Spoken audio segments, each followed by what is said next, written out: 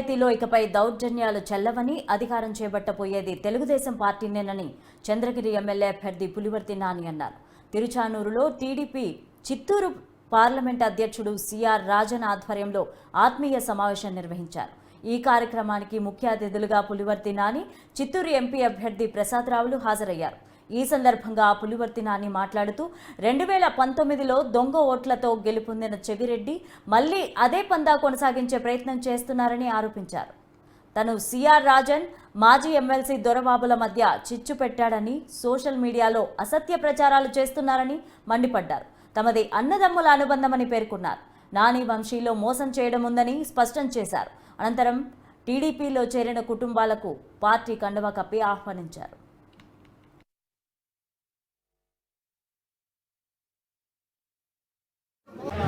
Cycle గుర్తుకేయాల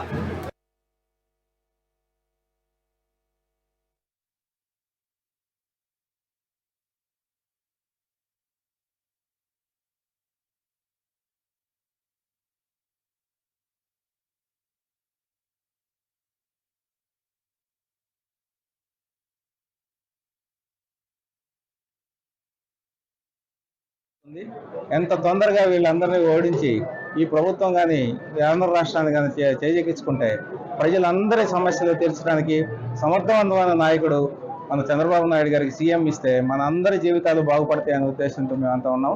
అలాగే ఈ ఉత్సాహం చూస్తుంటే 7 సెగ్మెంట్లు తర్వాత ఎంపీ సీటు కూడా తెలుగుదేశం ప్రభుత్వం కైవసం చేసుకుంటుందని అనిపిస్తూ ఉంది. Thank you. ఉద్యోగత కల్పించే చంద్రబాబు నాయుడు గారి కోసం ఎదురు చూస్తున్నట్టుంది. ఎంత తొందరగా వీళ్ళందరినీ ఓడించి ఈ ప్రభుత్వం కానీ ఆంధ్ర రాష్ట్రాన్ని కానీ చేజెక్కించుకుంటే ప్రజలందరి సమస్యలు తీర్చడానికి సమర్థవంతమైన నాయకుడు మన చంద్రబాబు నాయుడు గారికి సీఎం ఇస్తే మన అందరి జీవితాలు బాగుపడతాయనే ఉద్దేశంతో మేమంతా ఉన్నాం. అలాగే ఈ ఉత్సాహం చూస్తుంటే 7 సెగ్మెంట్లు తర్వాత ఎంపీ సీటు కూడా తెలుగుదేశం ప్రభుత్వం కైవసం చేసుకుంటుందని అనిపిస్తూ ఉంది. Thank you. ఉద్యోగత కల్పించే చంద్రబాబు నాయుడు గారి కోసం ఎదురు చూస్తున్నట్టుంది. ఎంత తొందరగా వీళ్ళందరినీ ఓడించి ఈ ప్రభుత్వం కానీ ఆంధ్ర రాష్ట్రాన్ని కానీ చేజెక్కించుకుంటే ప్రజలందరి సమస్యలు తీర్చడానికి సమర్థవంతమైన నాయకుడు మన చంద్రబాబు నాయుడు గారికి సీఎం ఇస్తే మన అందరి జీవితం. అదేవిధంగా మొన్న వర్షాలకి పడిపోయిన బ్రిడ్జిలు కూడా భాస్కర్ రెడ్డి కట్టలేని పరిస్థితి. ఆయన అక్కడ బ్రిడ్జిలు కట్టలేదు కానీ జగన్మోహన్ రెడ్డి ఇంటి కాడిపోయి బ్రిడ్జిలు కానీ గోశాలను కట్టుకుంటున్నాడు. అదేవిధంగా ఆయన సొంత ఊర్లో 4 ఇళ్లు కట్టుకున్న ఘనత భాస్కర్ రెడ్డికి. ఈ రోజు మీకు ఎందుకు చెప్తున్నా అంటే ఇవన్నీ కూడా భాస్కర్ రెడ్డి అనే ఒక అపరిచితుడు ప్రజల్ని మోసం చేస్తూ మభ్య పెడుతూ ఈరోజు వాళ్ళ కుటుంబ పాలన ఇచ్చేదానికి వస్తున్నారు మన ముందుకి. మళ్ళా వాళ్ళ కుటుంబ పాలన తుదముంచలేదంటే రేపు జరిగిపోయే మళ్ళా ఆయన 5,000 కోట్ల నుంచి 10,000 కోట్లకు వెళ్తాడు.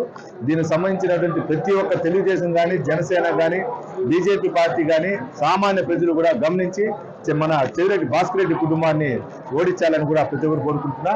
తెలుగుదేశం ప్రభుత్వం వచ్చిన వెంటనే మొట్టమొదట యువత ఉపాధి, ఇల్లు లేని వ్యక్తులకు ఇల్లు, ఎక్కడెక్కడైతే రూరల్ మండలో డ్రైనేజ్ ప్రాబ్లం ఉంది, అదేవిధంగా చంద్రగిరి నియోజకవర్గంలో ఎక్కడెక్కడ డ్రైనేజ్ ప్రాబ్లం ఉందో డ్రైనేజ్ ప్రాబ్లం ఇండస్ట్రీస్ తీసుకుని వస్తానని తెలియజేసుకుంటున్నా. ఈ పాలన ఎటువైపు వెళ్తా ఉంది అంటే ప్రజాప్రతినిధులందరూ కూడా సేవ చేయడం కోసం ఉన్నవాళ్ళు ఈరోజు సేవ కాకుండా లంచాలు తీసుకోవడానికి, ప్రజలను బాధలు పెట్టడానికి, ఇబ్బంది పెట్టడానికి దీనికే వీళ్ళందరూ ప్రజాప్రతినిధులు తయారైనారు. కాబట్టి ఖచ్చితంగా ఈ పాలన అంతమొందించాలా.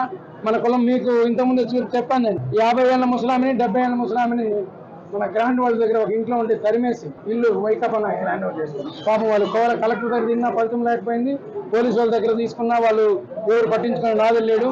ఇన్ని ఇబ్బందులు, ఇన్ని అరాచకాలు జరుగుతూ ఉంటే ప్రజలు ఇక అది మన దాకా రాకుండా, ఈరోజు వాళ్ళకి జరిగింది రేపు మన దాకా రాకుండా చూసుకోవాలంటే ఖచ్చితంగా ఈ వైకాపా పాలన అందరూ కూడా మనం తరిమి కొట్టాలా. జగన్మోహన్ రెడ్డి ఒక అహంకారాన్ని, దురదృష్ట చర్యలను కూడా మనం ఖండించాలా.